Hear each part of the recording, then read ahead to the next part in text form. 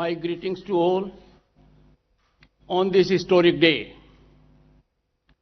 Honorable Prime Minister and Chancellor of Vishwa Bharati, Shri Narendra Modi ji, Honorable Minister Shri Ramesh Pokhriyal Nishank ji, Vice Chancellor Vidhu Chakrabarti ji, members of the court, faculty, staff and students, members of the media, ladies and gentlemen. As Governor of the State of West Bengal and Rector of this university, I deem it as an honor to be associated with the centenary celebrations of the Foundation Day of Vishwa Bharati. It is a great privilege to be present on this auspicious and momentous occasion. It is gratifying that our worthy Prime Minister Narendra Modi ji in a while will be setting the tone of this day and the year to follow. Today we stand on the cusp of centenary of the foundation of Vishwa Bharati, an institution of national importance on way to becoming a global icon in the field. The occasion reminds us that Gurudev Tagore envisioned Bharat as a powerhouse of progress and learning. Gurudev Thought's capsule and manifest the sublimity of ethos of learning. His resolve and foundational contributions, as also the visionary leadership of the Prime Minister of the country, would surely fructify into Bharat regaining its status as Vishwa Guru. The new national education policy, rightly acclaimed and hailed as a game changer, is in a varied ways influenced by Gurudev's emphasis on learning. Qualitative and significant shift from usual learning to emphasis on holistic education is a key factor of this policy. It rightly lays greater emphasis on independent thinking and creative impulses. New education policy will surely pave way for emergence of scenario envisioned by Tagore in his reflection, I quote, where the mind is without fear and the head is held high, where education is free, unquote. The foundational mantra of Gurudev was to rise and awaken oneself in education, fellow feeling and breadth of the soul. We all need to practice and disseminate these wholesome concepts. During the centenary year of Foundation Day celebrations, there will be activities that would help us exploit our talent, realize our potential, and generate optimism for Bharat becoming Vishwa Guru again. Ancient India was home to world-class institutions, Nalanda and Takshila, to name few. Time is ripe for us to take this lead now. Vishwa Bharati Foundation Day centenary celebrations will surely generate vibes that will directionally catalyze this wholesome scenario. It is in this spirit that we stand here together to celebrate the founding of this great institution. I urge and call upon the Vice Chancellor, the faculty and students of Vishwa Bharati, and everyone else to take forward Tagore's message and fulfill his dream of creating a bridge between human beings and widen knowledge across frontiers, and to practice the ethical life that he had envisioned for this ashram. I wish the institution a great time in future, which will start with the inspirational and motivational discourse of our Honorable Prime Minister. Thank you.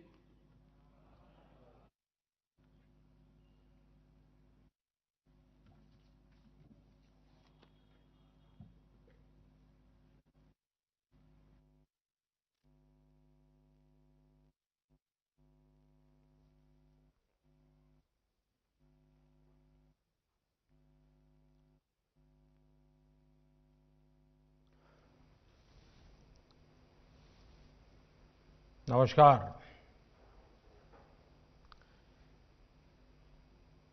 हे विधाता, दाओ दाओ मोदेर गौरव दावो। गुरुदेव ने कभी ये कामना छात्र छात्राओं के उज्जवल भविष्य के लिए की थी। आज विश्व भारती के गौरवमयी 100 वर्ष पर मेरी तरह पूरा देश इस महान संस्थान के लिए यही कामना करता है। हे विधाता, दाओ दाओ मोदे गौरव दाओ। पश्चिम बंगाल के गवर्नर श्री जगदीप धनखड़ जी, केंद्रीय शिक्षा मंत्री डॉक्टर रमेश पोखरियाल निशंक जी, वाइस चांसलर प्रोफेसर विद्युत चक्रवर्ती जी, प्रोफेसर्स, रजिस्ट्रार, विश्व भारती के सभी शिक्षकगण, छात्र छात्राएं, अलुमनाई, देवी और सज्जनों, विश्व भारती इस विश्वविद्यालय के 100 वर्ष होना प्रत्येक भारतवासी के लिए बहुत ही गर्व की बात है। मेरे लिए भी ये बहुत सुखद है कि आज के दिन इस तपोभूमि का पुण्य स्मरण करने का अवसर मिल रहा है। साथियों, विश्व भारती की 100 वर्ष की यात्रा बहुत विशेष है। विश्व भारती मां भारती के लिए गुरुदेव के चिंतन, दर्शन और परिश्रम का एक साकार अवतार है। भारत के लिए गुरुदेव ने जो स्वप्न देखा था, उस स्वप्न को मूर्त रूप देने के लिए देश को निरंतर ऊर्जा देने वाला ये एक तरह से आराध्य स्थल है। अनेकों विश्व प्रतिष्ठित गीतकार, संगीतकार, कलाकार, साहित्यकार, अर्थशास्त्री, समाजशास्त्री, वैज्ञानिक, अनेकविध प्रतिभाएं देने वाली विश्व भारती नूतन भारत के निर्माण के लिए नित नए प्रयास करती रही है। इस संस्था को इस ऊंचाई पर पहुंचने वाले प्रत्येक व्यक्ति को मैं आदरपूर्वक नमन करता हूं, उनका अभिनंदन करता हूं।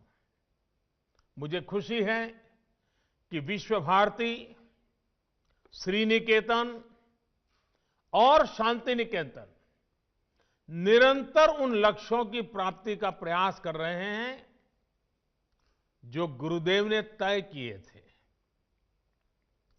विश्व भारती इसके द्वारा अनेकों गांवों में विकास के काम, एक प्रकार से ग्रामोदय का काम तो हमेशा से प्रशंसनीय रहे हैं। आपने 2015 में जिस योग डिपार्टमेंट को शुरू किया था, उसकी भी लोकप्रियता तेजी से बढ़ रही है।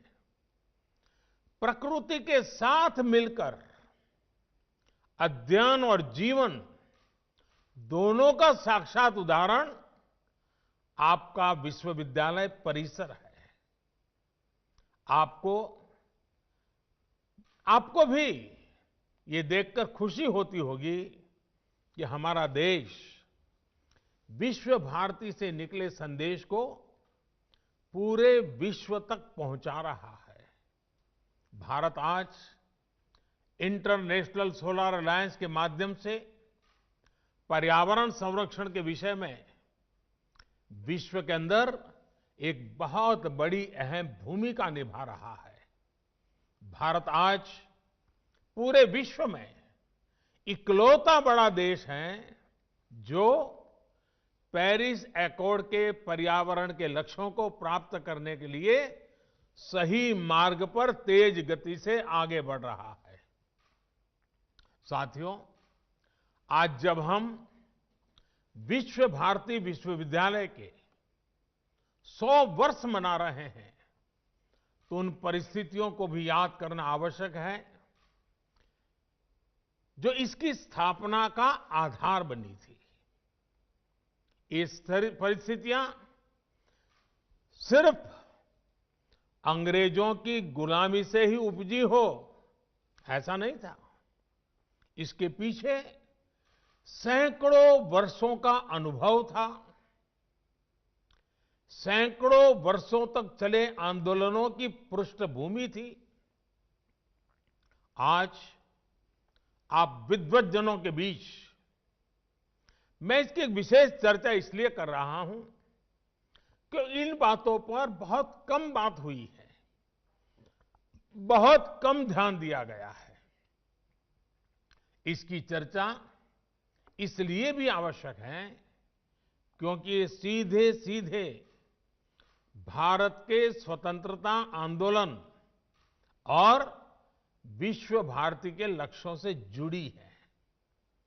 साथियों, जब हम स्वतंत्रता संग्राम की बात करते हैं तो हमारे मन में सीधे 19वीं और 20वीं सदी का विचार आता है। लेकिन यह भी एक तथ्य है कि इन आंदोलनों की नींव बहुत पहले रखी गई थी। भारत की आजादी के आंदोलन को सदियों पहले से चले आ रहे अनेक आंदोलनों से ऊर्जा मिली थी। भारत की आध्यात्मिक और सांस्कृतिक एकता को भक्ति आंदोलन ने मजबूत करने का काम किया था। भक्ति युग में हिंदुस्तान के हर क्षेत्र, हर इलाके, पूरब, पश्चिम, उत्तर, दक्षिण, हर दिशा में हमारे संतों ने, महंतों ने, आचार्यों ने देश की चेतना को जागरूक रखने का अविरत, अविराम प्रयास किया। अगर दक्षिण की बात करें तो मध्वाचार्य, निम्बकाचार्य, वल्लभाचार्य, रामानुजाचार्य हुए। अगर पश्चिम की तरफ नजर करें तो मीराबाई, एकनाथ, तुकाराम, रामदास, नरसिंह मेहता। अगर उत्तर की तरफ नजर करें तो संत रामानंद, कबीरदास, गोस्वामी तुलसीदास, सूरदास, गुरु नानक देव, संत रैदास, अनगिनत महापुरुष। पूर्व की तरफ देखें, इतने सारे नाम हैं। चैतन्य महाप्रभु और श्रीमद शंकर देव जैसे संतों के विचारों से समाज को ऊर्जा मिलती रही। भक्ति काल के इसी खंड में रसखान, सूरदास, मलिक मोहम्मद जायसी, केशवदास, विद्यापति, न जाने कितने महान व्यक्तित्व हुए जिन्होंने अपनी रचनाओं को और रचनाओं से समाज को सुधारने का भी, आगे बढ़ने का भी और प्रगति का मार्ग दिखाया।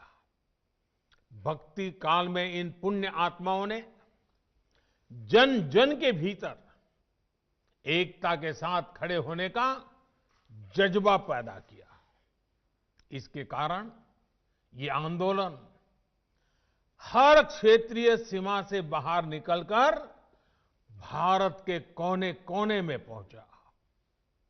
हर पंथ, हर वर्ग, हर जाति के लोग भक्ति के अधिष्ठान पर स्वाभिमान और सांस्कृतिक धरोहर के लिए खड़े हो गए। भक्ति आंदोलन का वो डोर और भक्ति आंदोलन वो डोर थी जिसने सदियों से संघर्षरत भारत को सामूहिक चेतना और आत्मविश्वास से भर दिया। साथियों, भक्ति का ये विषय तब तक आगे नहीं बढ़ सकता जब तक महान काली भक्त श्री रामकृष्ण परमहंस जी की चर्चा न हो। वो महान संत जिनके कारण भारत को स्वामी विवेकानंद मिले।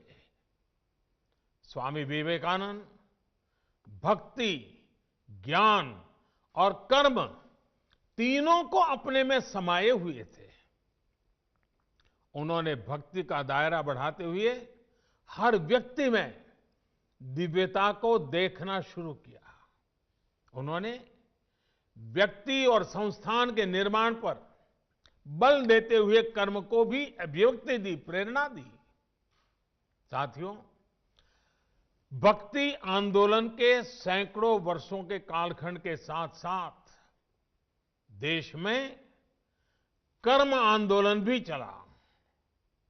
सदियों से भारत के लोग गुलामी और साम्राज्यवाद से लड़ रहे थे। चाहे वो छत्रपति शिवाजी महाराज हो, महाराणा प्रताप हो, झांसी की रानी लक्ष्मीबाई हो, कित्तूर की रानी चेन्नम्मा हो, या फिर भगवान बिरसा मुंडा का सशस्त्र संग्राम हो। अन्याय और शोषण के विरुद्ध सामान्य नागरिकों के तप, त्याग और तर्पण की कर्म कठोर साधना अपने चरम पर थी। ये भविष्य में हमारे स्वतंत्रता संग्राम की बहुत बड़ी प्रेरणा बनी।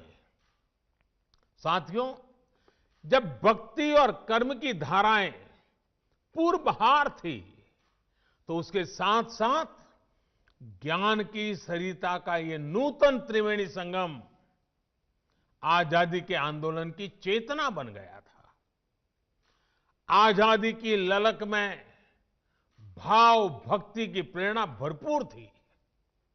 समय की मांग थी कि ज्ञान के अधिष्ठान पर आजादी की जंग जीतने के लिए वैचारिक आंदोलन भी खड़ा किया जाए और साथ ही उज्जवल भावी भारत के निर्माण के लिए नई पीढ़ी को तैयार भी किया जाए। और हम में बहुत बड़ी और इसमें बहुत बड़ी भूमिका निभाई उस समय स्थापित हुई कई प्रतिष्ठित शिक्षण संस्थानों ने, विश्वविद्यालयों ने।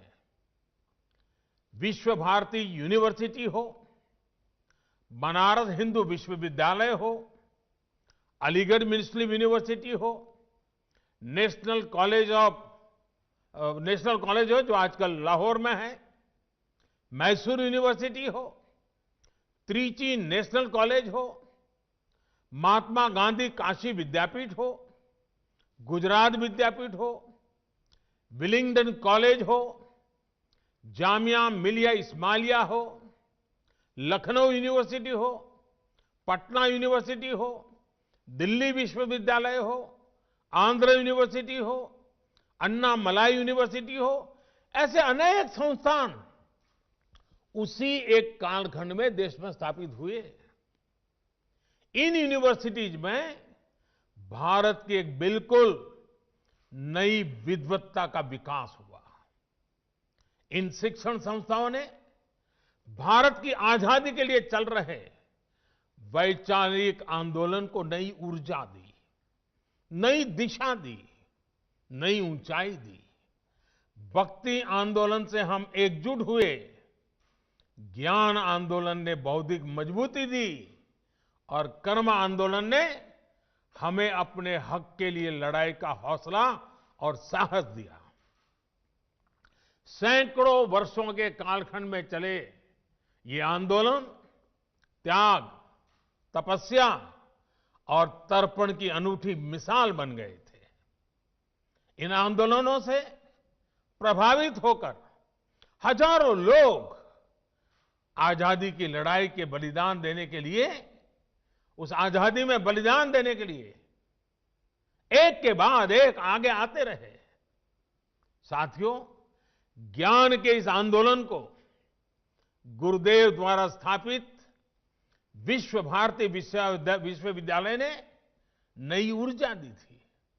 गुरुदेव ने जिस तरह भारत की संस्कृति से जोड़ते हुए, अपनी परंपराओं से जोड़ते हुए विश्व भारती को जो स्वरूप दिया, उसने राष्ट्रवाद की एक मजबूत पहचान देश के सामने रखी।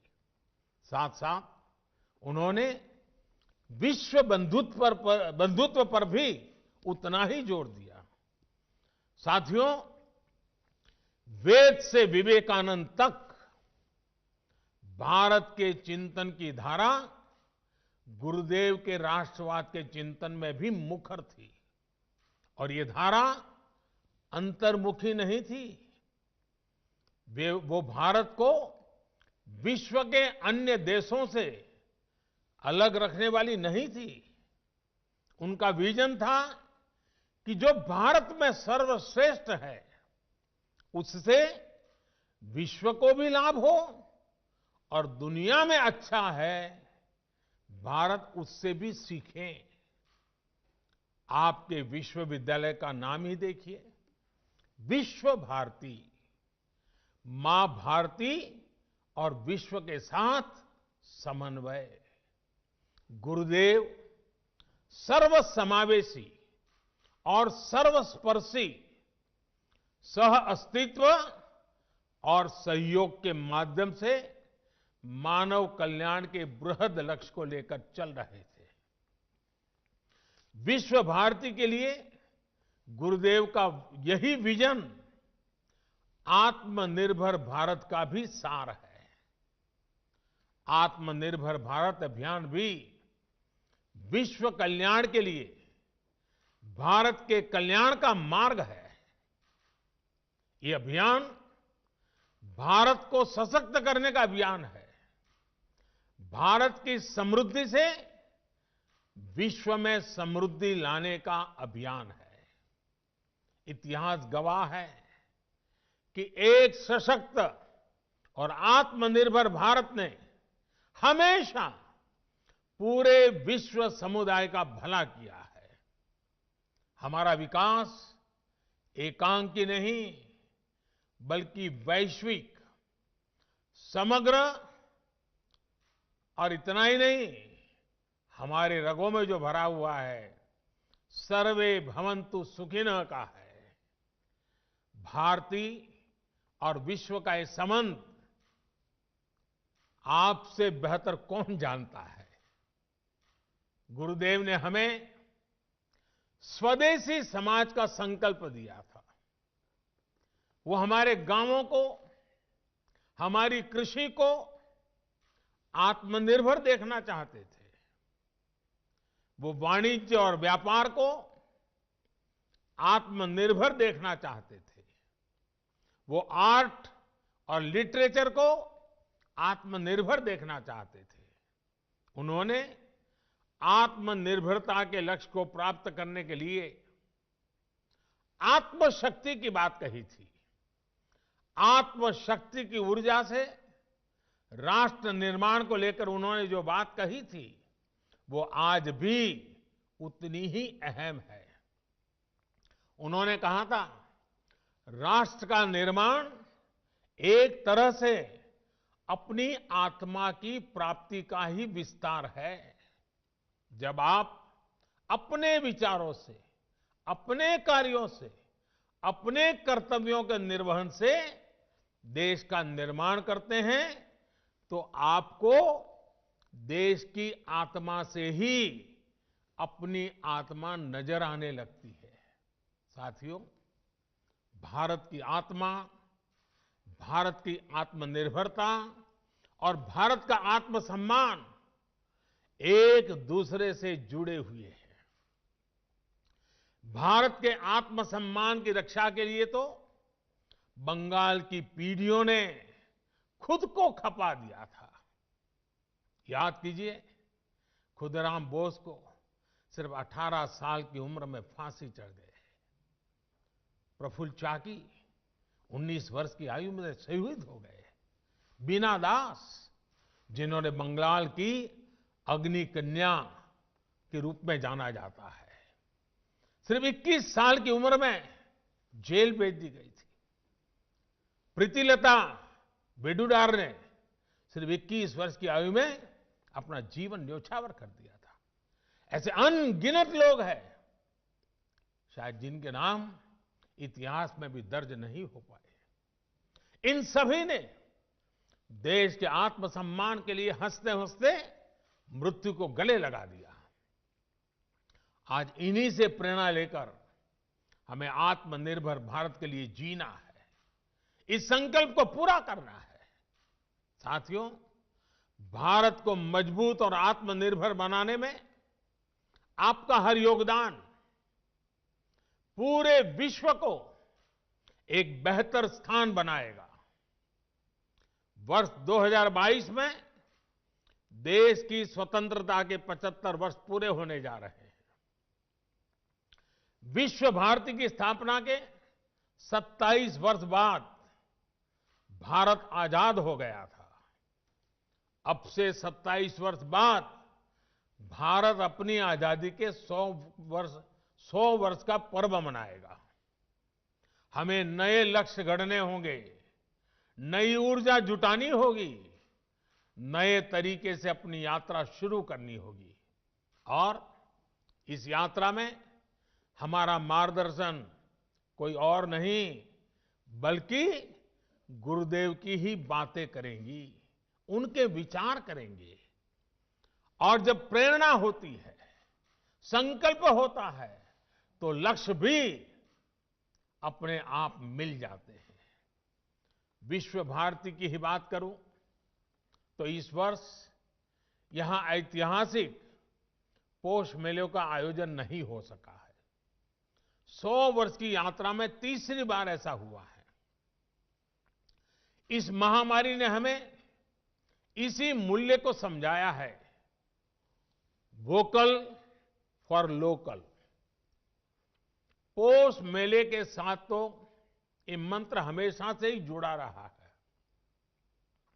महामारी की वजह से इस मेले में जो कलाकार आते थे, जो हैंडीक्राफ्ट वाले साथी आते थे, वो नहीं आ पाए।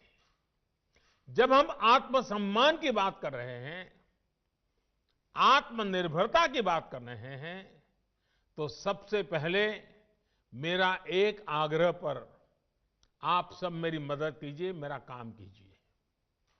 विश्व भारती के छात्र छात्राएं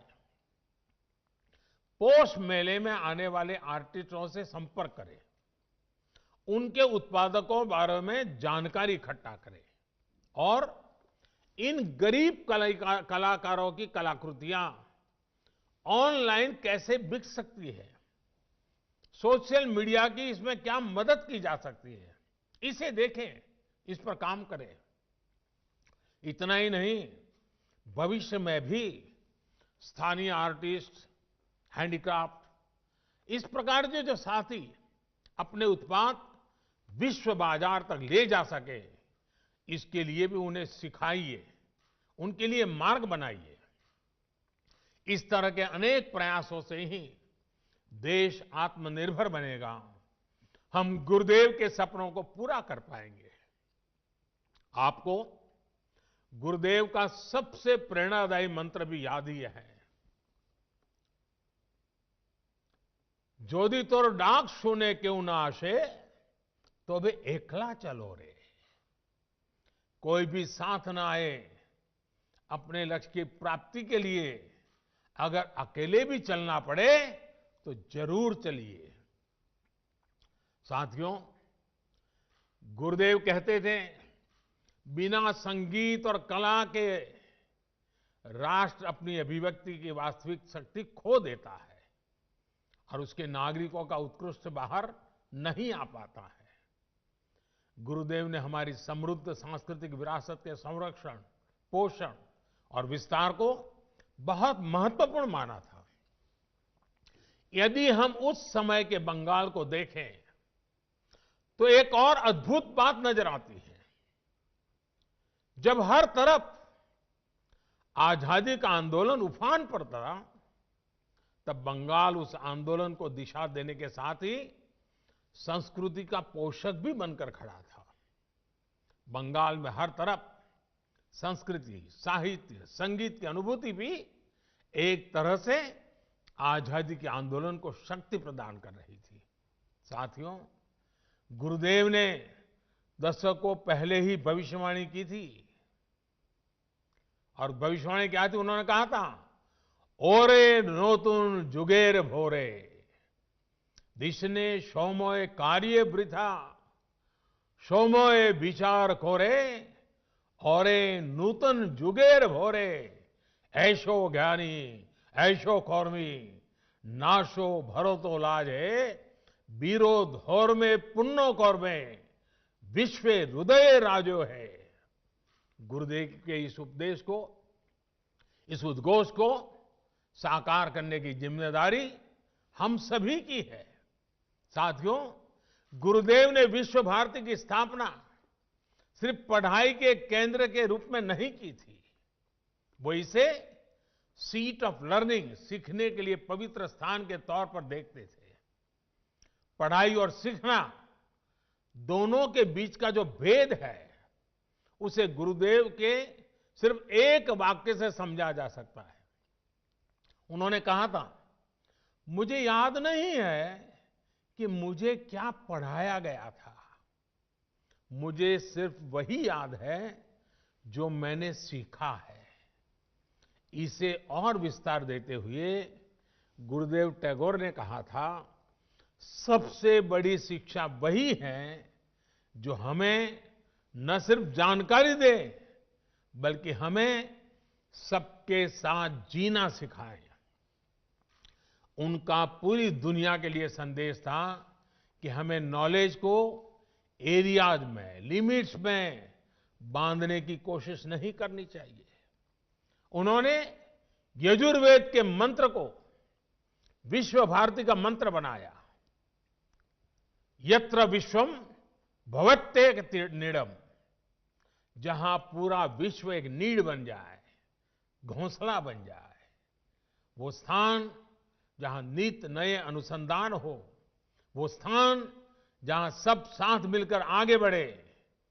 और जैसे अभी हमारे शिक्षा मंत्री विस्तार से कह रहे थे, गुरुदेव कहते थे, चित्तो जेथा भय शून्यो, चित्तो जेथा भय शून्यो उच्चो जेथा शील ज्ञान जेथा मुक्तो। यानी हम एक ऐसी व्यवस्था खड़ी करें जहां हमारे मन में कोई डर ना हो, हमारा सर ऊंचा हो और ज्ञान बंधनों से मुक्त हो। आज देश राष्ट्रीय शिक्षा नीति के माध्यम से इस उद्देश्य को पूरा करने का भी प्रयास कर रहा है। इस शिक्षा नीति को लागू करने में विश्व भारती की बड़ी भूमिका है।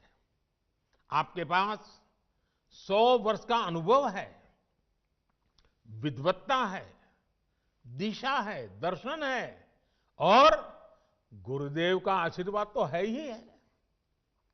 जितने ज्यादा शिक्षा संस्थानों से विश्व भारती का इस बारे में संवाद होगा, अन्य संस्थाओं की भी समझ बढ़ेगी, उन्हें आसानी होगी। साथियों, मैं जब गुरुदेव के बारे में बात करता हूं तो एक मोह से खुद को रोक नहीं पाता। पिछली बार आपके यहां आया था, तब भी मैंने इसका थोड़ा सा जिक्र किया था। मैं फिर से गुरुदेव और गुजरात की आत्मीयता का स्मरण करा रहा हूं। ये बार बार याद करना इसलिए भी जरूरी है क्योंकि ये हमें एक भारत श्रेष्ठ भारत की भावना से भरता है।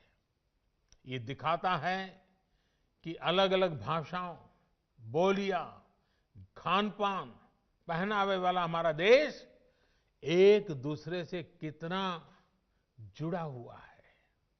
ये दिखाता है कि कैसे विविधताओं से भरा हमारा देश एक है, एक दूसरे से बहुत कुछ सीखता रहा है।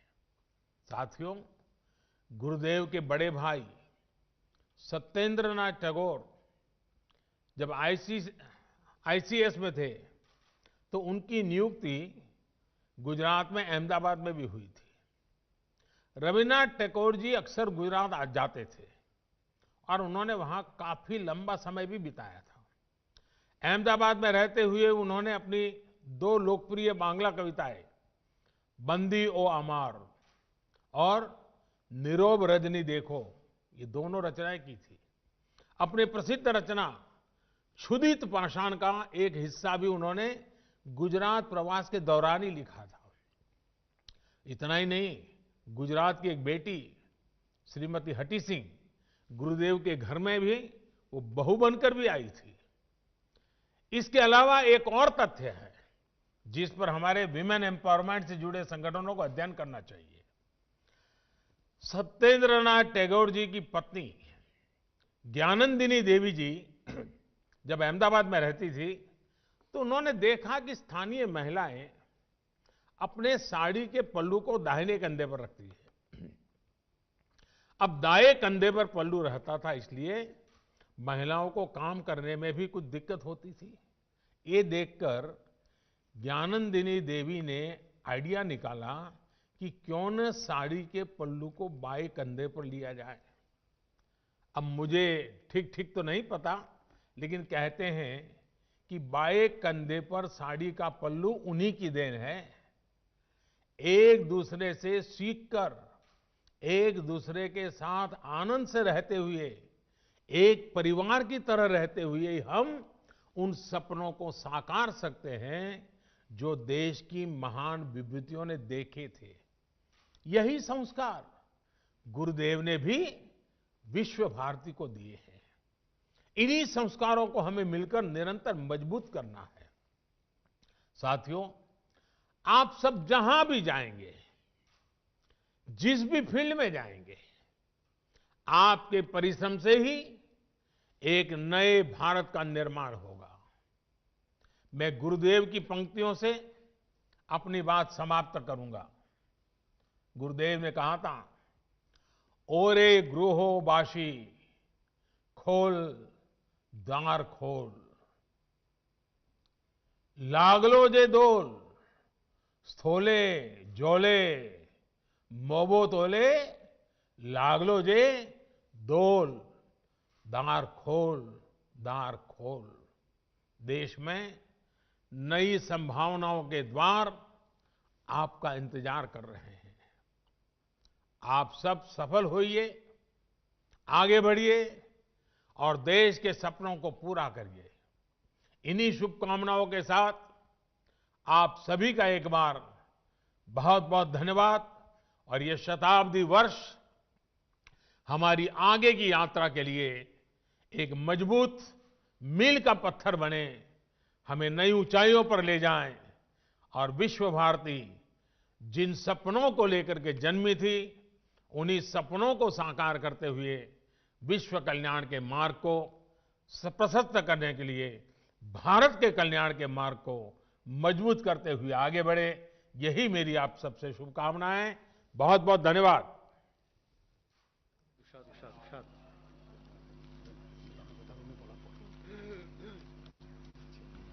मेरा भी एक खुश नसीबी हूँ मैं, क्योंकि आज इस कार्यक्रम के बाद हमारा जो आचार्य साहब को मैं प्रणाम करता हूँ। इतना टाइम दिया, इतना अच्छा मार्गदर्शक दिखाया, इसमें मेरा कोई शक नहीं है। इस मार्गदर्शन में सर हम आपको एश्योर कर सकते, आश्वासन दे सकते हैं जहां हम आपका मार्गदर्शन लेके आगे बढ़ूंगा और विश्व भारती सही दिशा से आगे बढ़ेंगे और विश्व भारती सही माने से विश्व भारती बनेंगे। मैं आभार व्यक्त करता हूं हमारे शिक्षा मंत्री जी रमेश जी को। रमेश जी भी हम लोगों को मार्गदर्शक दिखाया, बहुत कुछ आइडियाज दिया, निर्देश के हिसाब से हम लोग आगे बढ़ेंगे। मैं रमेश जी को भी प्रणाम करता हूं और रेक्टर साहब भी कीमती टाइम निकाल के हमारा साथ योगदान किया। मैं आपको भी सर नमन करता हूं। अभी ये आपको पता है ये कॉन्वोकेशन है, हमारा स्टूडेंट्स आज कई बच्चे पास करके गए, मैं उसको सब शुभकामनाएं देता हूं। अभी ये पढ़ो 70 पदे पढ़ो 70 अभी शांति वचन के लिए हम लोग इंतजार करें।